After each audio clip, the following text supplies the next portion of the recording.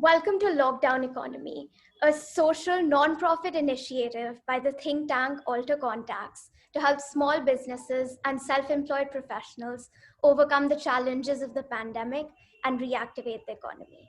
My name is Arshia Bhatnagar, and today our guests are Simran Makkar and Kamna Chaudhary, the founders of Donna Pastaia. Hello, how are you? Hi Arshia, we're good. How are you? Great.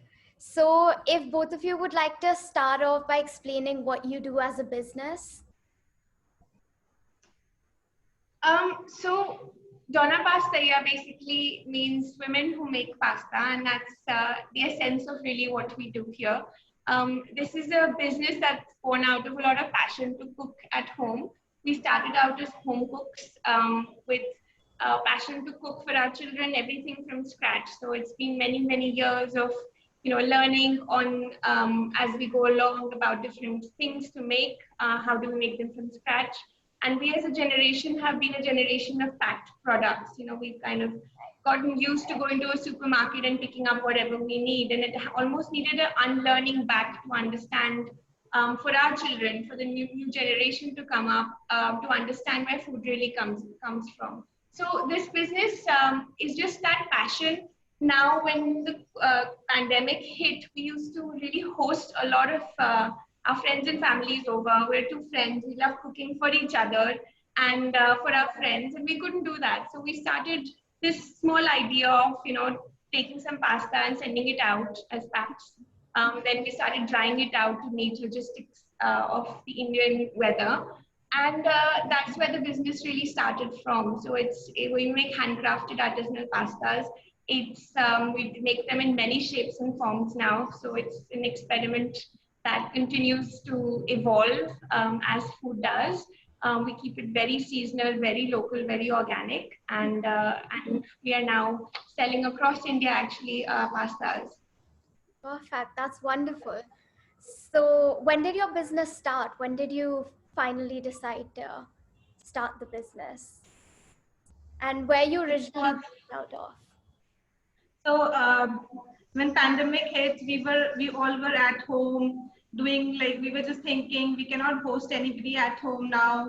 So what should we do when we were not making any pastas then? So we just decided gradually, why not we just start drying and start doing something. We've really started very small. And then gradually we were experimenting how to dry, and it really took us few months to come up with the right recipes and then drying techniques. So that gradually we grew, and now here we are when we are like selling pan India. Yes. July Yeah, basically we started July last year. July 2020 is when we sold our first pack of pasta. 4th of July actually was our first sale. And there's been no looking back since. That's perfect. So as we know, 2020 was an extremely unprecedented year. No one saw it coming. How would you say the lockdown and the pandemic sort of affected your business? And how was it, the different challenges, because you started your business in the midst of the pandemic. So how was it? So whilst it was an opportunity, because I have a day job as a corporate job as well, so it gave us a lot of time to do this, and it was an opportunity where people were eating at home a lot. So it did help us in those aspects where there was a demand for gourmet food and more kinds of food. What the challenges we really faced were more at the back end. So packaging was a big challenge. Most factories were shut at that time when we started. So we had a very limited option of going with whatever was available, whatever quantity was available. We initially started with really, plastic see-through Ziploc pouches, which were not ideal really. We then moved to different sizes based on whatever was available in the market. So we really struggled with that because there was a lot of things that you need at the back end for a business to kind of start up were completely shut down. And that we struggled with that. We struggled with logistics. So again, getting the product from place A to place B. Given we were a small business, we already didn't know any of this. So we were just starting. But at that time in the pandemic, having almost the economy completely shut down, the riders couldn't go from place A to place B. The states would start shutting borders.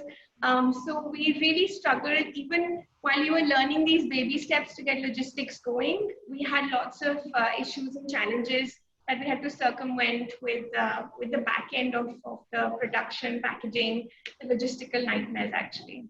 Yes, of course. That makes sense. So, what would you say are like some creative solutions that you came up with to sort of stimulate the business, attract customers?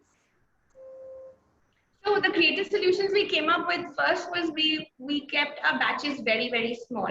So like I said, because our packaging was not really streamlined at the back end, as the package would change, so would our product have to adapt. So like an example, the pouch length determines the length of the pasta we can put inside.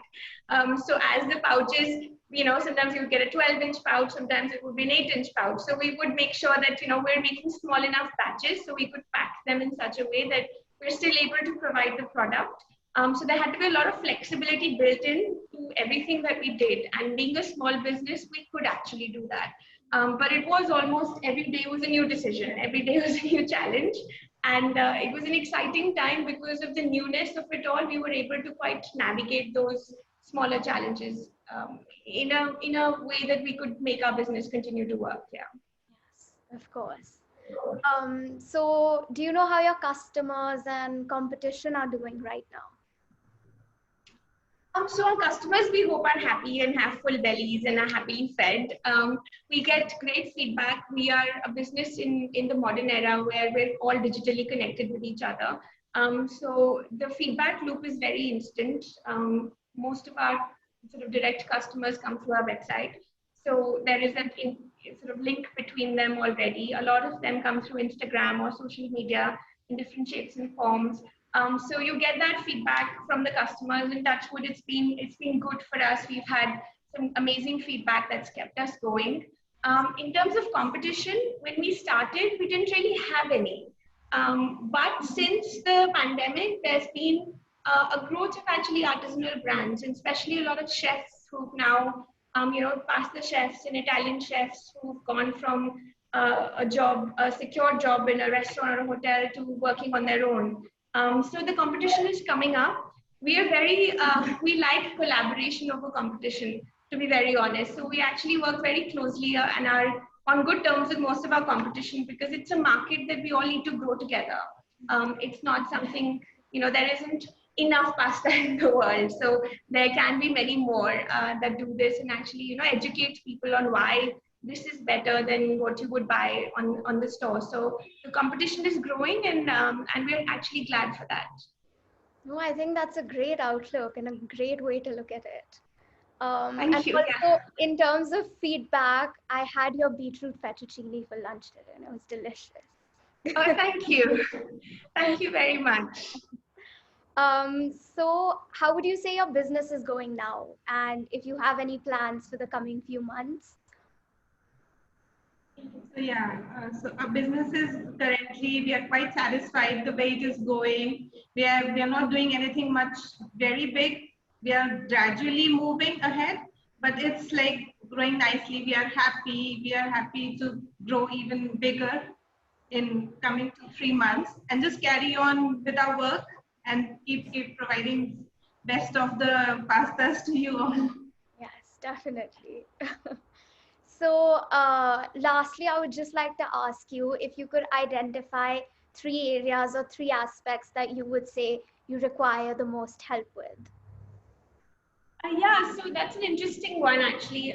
Given we started from home with little experience in this particular industry as such, I think where we would love to get help from industry experts or just people who are generous enough to give advice. One is sourcing. So with food, and we're very conscious of what we make and how we make it. But at the end of the day, we also want to understand where it's coming from, right? So the food chain has to be quite transparent. That's something we're still trying to work our way around. We still need help understanding, who are the growers, who are the farmers, when can we get the freshest wheat possible so we mill it to our specifications so we're not causing any wastage along the way. So sourcing is one area we would love to get more help with. We would love to get better at as well as we grow, because now our consumption is a lot more. We started with making 2 kilos of pasta a day to now we're making 20 kilos of pasta a day. So we need to understand how we can get better at getting the right grains to us as well, because that's hugely important to us. I think the second big aspect which we underestimated, which I bear the brunt of a lot, is administrative effort. GSTs, returns, taxes, invoicing, accountancy, all of the back end, which as you grows with it. And if you don't keep a track of, just kind of, slips away and becomes a monster in itself. So we're actually getting help now. We've definitely asked for help in that area and getting hopefully better at it as well. The third would be skill set, I think. So this is a skill set that isn't, again, something that is indigenous to India. It's an Italian product made in Italy, traditionally from Italy.